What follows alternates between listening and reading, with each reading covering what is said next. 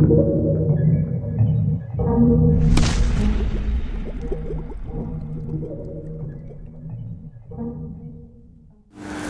कृष्णा।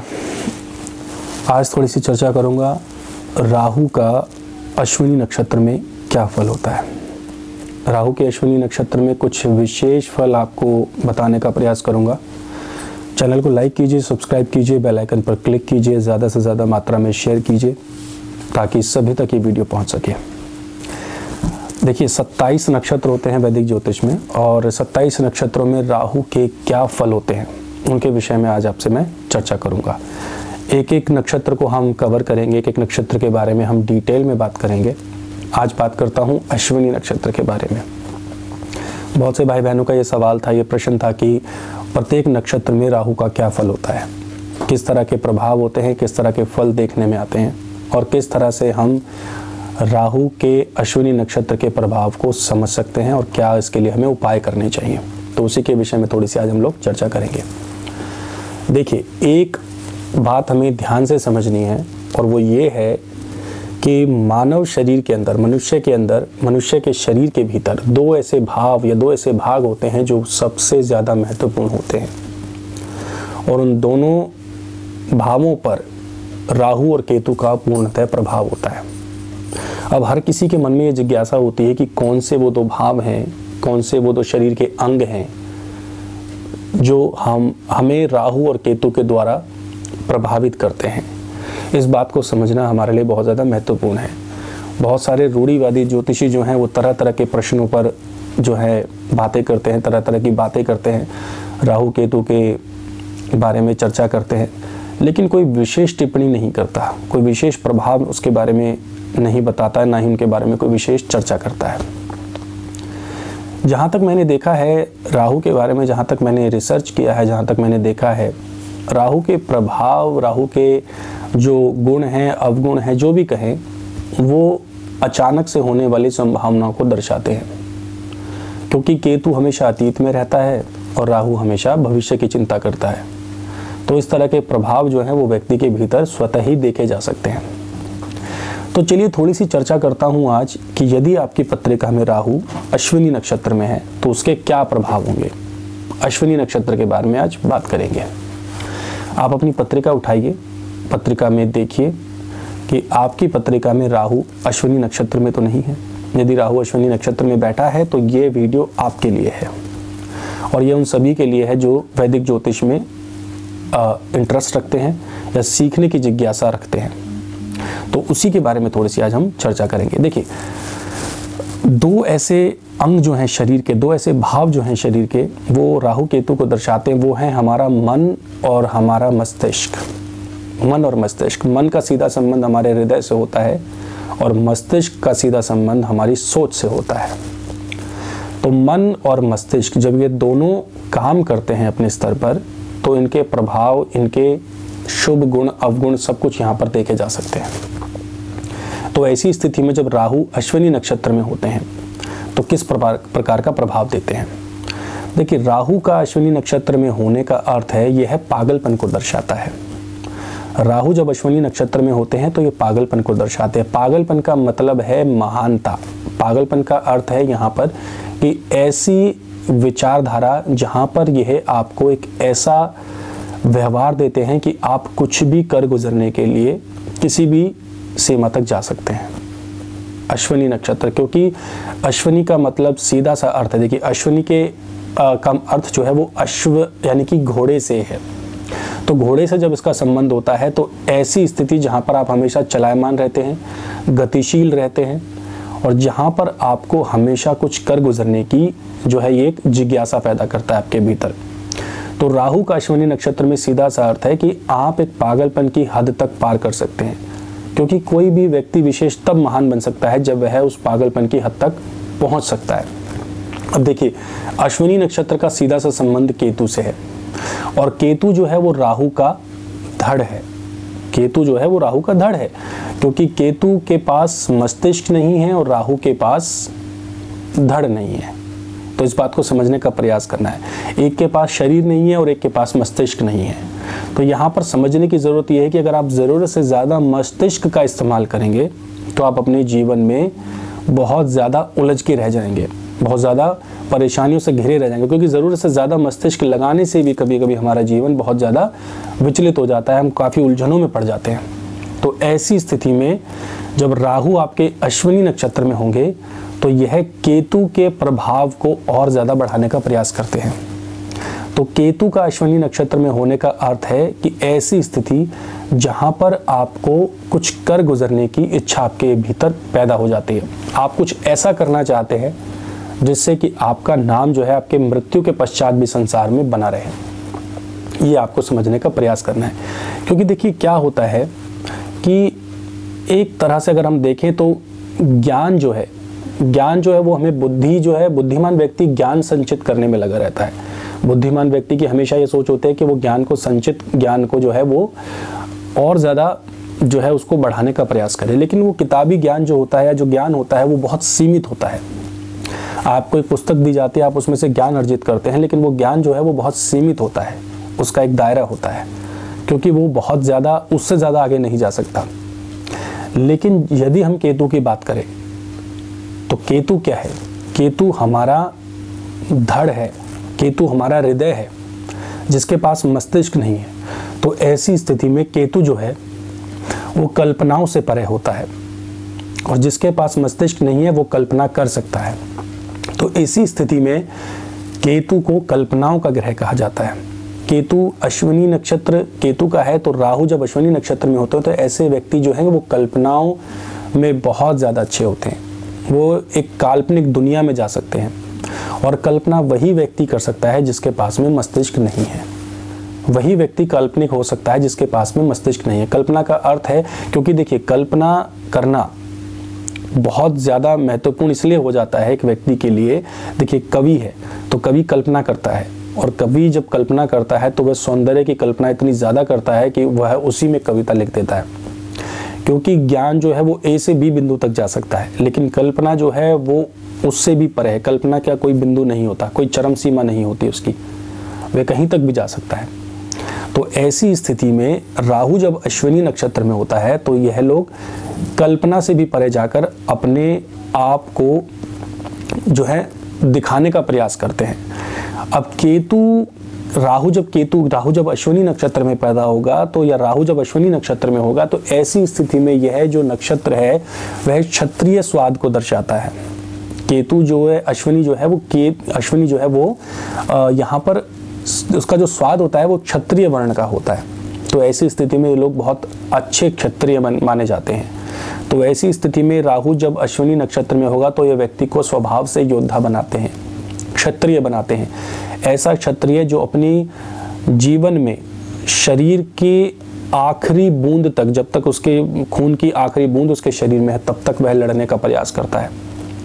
क्योंकि देखिए जब कोई योद्धा मैदान में कूदते हैं तो वह यह निष्कर्ष नहीं निकालते कि इसका परिणाम क्या होगा, वह सिर्फ अपने राष्ट्र के लिए, अपने देश के लिए और अपनी जनता के लिए लड़ते हैं। ऐसे बहुत सारे योद्धाओं के नाम है, जैसे छत्रपति शिवाजी, जिनका एक वीर घोड़ा चेतक भी था। महाराणा प्रताप उनका वीर घोड़ा था चेतक। महाराणा प्रताप के बारे में अगर बात करूं तो उनका वीर घोड़ा जो था उनका नाम क्या था? चेतक नाम था। तो चेतक ने भी उनका साथ दिया। तो अश्विनी का मतलब है अश्व, यानी कि एक महान योद्धा में और एक घोड़े में कोई फर्क नहीं होता, दोनों ही योद्धा होते हैं और दोनों का ही परम उद्देश्य होता है कि वह अपने राष्ट्र के लिए, अपने देश के लिए, लोगों के हित के लिए लड़े। तो जैसा कि उनके चर्चे आपने सभी ने सुने, बहुत सारे करोड़पति अरबपति लोग इस दुनिया में हैं, लेकिन फिर भी हम छत्रपति शिवाजी, महाराणा प्रताप, भगत सिंह, इन सभी योद्धाओं का नाम क्यों लेते हैं? क्योंकि यह सभी लोग कहीं ना कहीं केतु से प्रभावित हैं, क्योंकि उन्होंने अपने जीवन का एक महान लक्ष्य तय किया और उस महान लक्ष्य को तय करते हुए यह लोग वीर गति को प्राप्त हुए। क्योंकि इनके अंदर एक पागलपन था, इनके अंदर इनका स्वभाव जो था वो बहुत ज़्यादा अलग प्रकार का स्वभाव था, और ये चाहते थे कि ये देश के लिए कुछ ऐसा कर जाएं जो संसार या ये दुनिया जब तक रहे इन्हें याद रखे। तो ऐसी स्थितियों में केतु का जो प्रभाव है, अश्विनी नक्षत्र का जो प्रभाव है, वो राहु जब अश्विनी नक्षत्र में होता है तो उसका प्रभाव यहाँ पर देखने में आता है। अब देखिए जो अश्विनी नक्षत्र है वो राशि चक्र का, आकाशगंगा का सबसे आरंभिक बिंदु है। यह वो नक्षत्र है जो सोचता कम है लेकिन महसूस ज़्यादा करता है। अब जिसके पास में हृदय होगा वो महसूस बहुत करेगा, जिसके पास में मस्तिष्क होगा वो सोचेगा ज़्यादा। जो व्यक्ति स्वभाव से बुद्धिमान होते हैं वो सोचते ज़्यादा हैं, और जो व्यक्ति स्वभाव से केयरिंग होते हैं, यानी कि जो व्यक्ति स्वभाव से दूसरों की देखभाल करने वाला होता है, वो हृदय से सोचता है। बुद्धिमान व्यक्ति दिमाग से सोचता है। तो केतु के पास दिमाग नहीं, केतु के पास हृदय है। तो केतु जैसा स्वभाव जो है वो हृदय से सोचने वाला होता है। तो जब आप अपने देश के हित के सोचते हैं, जब आप लोगों के भलाई के बारे में सोचते हैं, तो केतु का अंश वहाँ पर ज़रूर छिपा होता है। तो ऐसी स्थिति में जब राहु अश्विनी नक्षत्र में होता है तो यहाँ पर वह व्यक्ति को सोचने पर कम मजबूर करता है और महसूस करने पर ज़्यादा मजबूर करता है। तो ऐसी स्थिति में राहु जब अश्विनी नक्षत्र में होता है तो व्यक्ति को बहुत ही गतिशील, वीर और तेज तर्रार बना देता है। ऐसी स्थिति में ऐसे व्यक्ति के अंदर योद्धा वाले सभी गुण विद्यमान होते हैं। और ऐसी स्थिति में हमें यह देखने का प्रयास करना चाहिए कि राहु जब अश्विनी नक्षत्र में होगा तो यह व्यक्ति को स्वभाव से थोड़ा सा आवेगी बना देता है, स्वभाव से थोड़ा सा क्रोधी बना देता है। क्योंकि जब तक आपके भीतर आवेग नहीं होगा, जब तक आपके भीतर क्रोध नहीं होगा, तब तक आप युद्ध के मैदान में लड़ नहीं सकते। क्योंकि आपको सिर्फ एक ही निर्णय लेना है, या तो आपको मरना है या मारना है। दो ही स्थितियां आपके सामने होती हैं, तीसरी स्थिति आपके सामने नहीं होती। तो यह स्वभाव से आपको क्रोधी और आवेगी बनाता है। ऐसी स्थिति में मैंने देखा है कि राहु यदि अश्विनी नक्षत्र में हो, केतु का प्रभाव यदि उसके भीतर हो, तो ऐसी स्थिति में यह व्यक्ति को प्रतिक्रिया करने वाला बनाता है। और जब आप किसी भी स्थिति में प्रतिक्रिया करते हैं तो ऐसी स्थिति में आप खुद के लिए मुसीबतें आमंत्रित कर रहे होते हैं। यदि आप प्रतिक्रिया करते हैं तो आपके सामने मुसीबतों का ढेर लग जाता है और आप बहुत ज़्यादा दुखों को आमंत्रित करने लगते हैं अपने जीवन में। तो यहाँ पर प्रतिक्रिया करना इतना महत्वपूर्ण नहीं है जितना प्रतिक्रिया देना महत्वपूर्ण है। तो राहु जब अश्विनी नक्षत्र में हो तो मैं अपने भाई बहनों से यहाँ पर कहना चाहूँगा कि वो प्रतिक्रिया करें ना, बल्कि प्रतिक्रिया दें। क्योंकि जब आप प्रतिक्रिया करते हैं तो आपका अपने ऊपर कोई नियंत्रण नहीं होता, और जब आप प्रतिक्रिया देते हैं तो आपका अपने ऊपर नियंत्रण होता है। इसीलिए आपने देखा होगा कि बुद्धिमान लोग जो है वो करने से पहले सोचते हैं, प्रतिक्रिया करने से पहले वो 1000 बार सोचते हैं, तब वो प्रतिक्रिया देते हैं।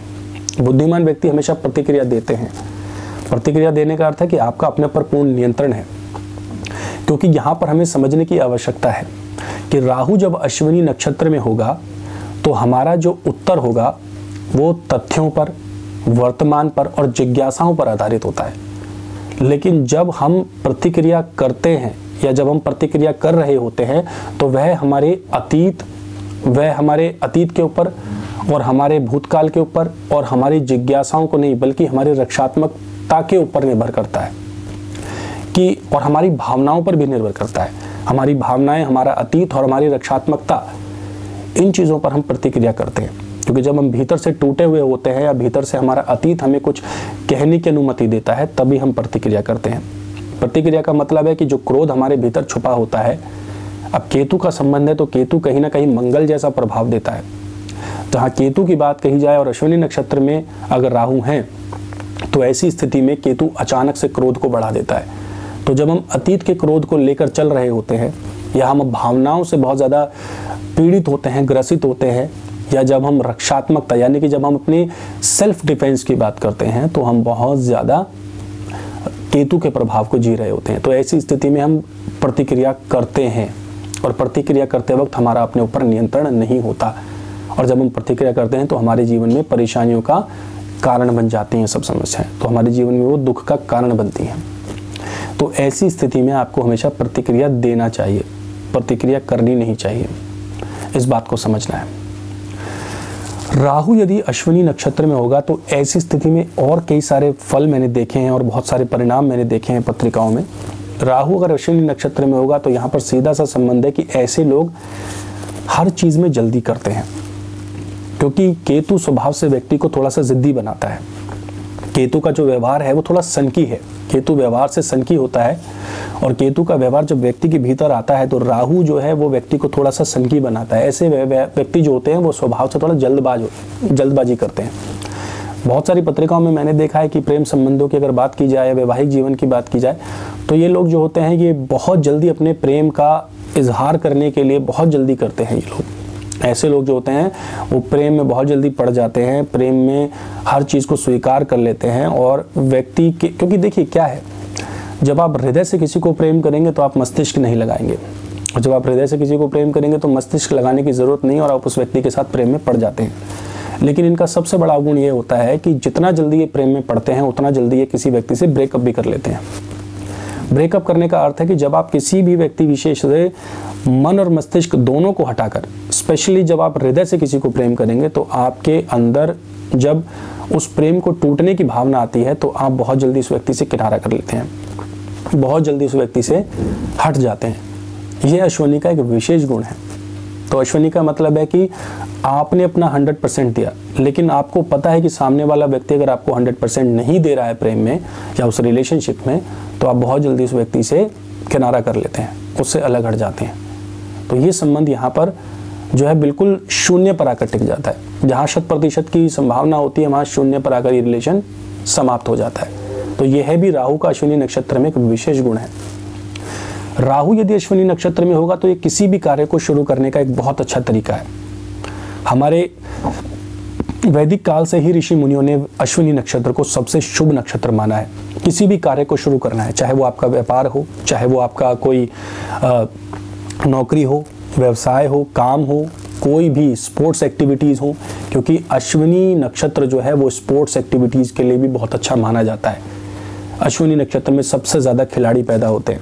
अश्विनी नक्षत्र का मतलब है कि राहु अगर अश्विनी नक्षत्र में होगा तो ये व्यक्ति को बहुत ज़्यादा एक्टिव बनाते हैं। ऐसे व्यक्ति स्पोर्ट्स में बहुत अच्छे होते हैं, क्योंकि निरंतर आपके अंदर प्रगति को दर्शाता है, निरंतर आपके भीतर प्रगति को दर्शाता है और निरंतर आपको कमाने के लिए प्रेरित करता है। तो ऐसे लोग जो है वो प्रेरणा लेते भी हैं और प्रेरणा देते भी हैं, और ये कभी भी ऐसा नहीं है कि ये आलस्य से भरे होते हैं। इनके अंदर कुछ ना कुछ करने की प्रेरणा हमेशा इनके अंदर होती है। तो कमाने के लिए इनको बहुत ज़्यादा ये गतिशील रहते हैं। ऐसी स्थिति में इनको बहुत ज़्यादा मान सम्मान की भी प्राप्ति होती है, मान सम्मान प्राप्त करने के लिए इच्छुक भी होते हैं ये लोग। तो राहु का जब अश्विनी नक्षत्र में प्रभाव जो होगा वो ऐसा भी होता है कि ये लोग बहुत ही ज़्यादा बहुत मन से अपनी सात्विकता के साथ ये लोग जो है अपने लक्ष्य को प्राप्त करने के लिए आगे बढ़ते रहते हैं। क्योंकि देखिए अश्विनी नक्षत्र जो है, राहु अश्विनी नक्षत्र में होगा तो अश्विनी नक्षत्र को अश्विनी कुमार, यानी कि अश्विनी कुमार जो देवताओं के चिकित्सक हैं उनसे भी जोड़कर देखा गया है। तो अश्विनी नक्षत्र जब, क्योंकि अश्विनी नक्षत्र केतु का है और राहु जब अश्विनी नक्षत्र में होंगे तो ये बड़ी बड़ी बीमारियों को ठीक करने के कारक भी कहे जाते हैं। सबसे ज़्यादा जो डॉक्टर्स, सबसे बेस्ट डॉक्टर्स जो होते हैं वो इसी नक्षत्र में पैदा होते हैं। आप देखिए कि अगर आपको किसी डॉक्टर से इलाज में आपको सफलता नहीं मिल रही है, आप डॉक्टर्स के पास जाते हैं लेकिन आपका इलाज में कोई आपको सफलता नहीं मिलती, अगर आप किसी भी ऐसे डॉक्टर के पास पहुंच गए जिसका राहु अश्विनी नक्षत्र में है या जिसका जन्म अश्विनी नक्षत्र में हुआ है, वो मिनटों में आपकी बीमारी को दूर कर देगा, वो मिनटों में आपकी बीमारी को समाप्त कर देगा। तो अश्विनी नक्षत्र जो है वो 3 अश्विनी कुमार हैं जो देवताओं के भी चिकित्सक हैं। तो राहु यदि अश्विनी नक्षत्र में होगा तो ये कैंसर जैसी बड़ी बीमारियों को ठीक करने की ताकत रखते हैं, ये असाध्य रोगों को ठीक करने की ताकत रखते हैं। और राहु जो है वो कहीं ना कहीं ड्रग्स, यानी कि कहीं ना कहीं बीमारियों को ठीक करने के, क्योंकि देखिए राहु जो है वो जहर है, पॉइजन है। तो बड़ी बड़ी कैंसर कारक जो बीमारियां, जो कैंसर कारक जो कैंसर को खत्म करने वाली दवाइयां होती हैं, औषधियां होती हैं, जो बड़े बड़े जहरीले सांप यानी कि कोबरा जैसे सांप से के जहर से बनाई जाती हैं, उनको समाप्त करने में राहु का बड़ा योगदान होता है। तो राहु जब अश्विनी नक्षत्र में होगा तो ऐसी बड़ी बड़ी बीमारियों को भी समाप्त करने का प्रयास करेगा। तो राहु का अश्विनी नक्षत्र में कुछ मैंने आपको फल बताने का यहाँ पे प्रयास किया है। यदि आपकी पत्रिका में भी राहु अश्विनी नक्षत्र में है तो आप मुझे दिए गए नंबर्स पर कॉल कर सकते हैं, मुझसे संपर्क कर सकते हैं और अपनी पत्रिका का विश्लेषण करवा सकते हैं। अभी तक इतना ही, आगे देखते रहिए वास्तु एस्ट्रो क्लासेस। हरे कृष्णा।